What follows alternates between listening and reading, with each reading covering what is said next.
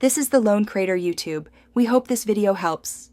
You start by confirming the exact bulb type and ordering a replacement. Mismatches waste time. Once done, disconnect the battery negative to prevent shorts and put on gloves so you don't contaminate the bulb. Next, open the hood and remove any trim, airbox, or splash shield obstructing the headlight rear. Use a screwdriver or 10mm socket as needed. Move methodically. Label fasteners and lay them in order. Because reassembly speed depends on organized parts and clear access. Now you'll remove the bulb assembly.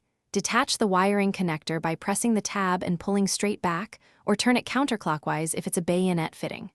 Release the retaining spring or unscrew the cap. Keep control so the spring doesn't fly out. Pull the bulb straight out to avoid breaking tabs and inspect the socket for corrosion. Insert the new bulb by aligning tabs, secure the spring or cap, and reconnect the harness. Make sure the bulb seats fully to ensure correct beam alignment. After installation, reconnect the battery and test all functions: low beam, high beam, and indicators. If the beam is off, use the headlight adjusters. Turn them while parked facing a flat wall about 3 to 5 meters away to center and set cutoff height. Small turns make big changes, so proceed slowly. Once aligned, reattach trim and fasteners evenly and to proper tightness. If lights don't work, check fuses and connector voltage. That troubleshooting tip usually resolves silent failures without more disassembly. Thanks for watching.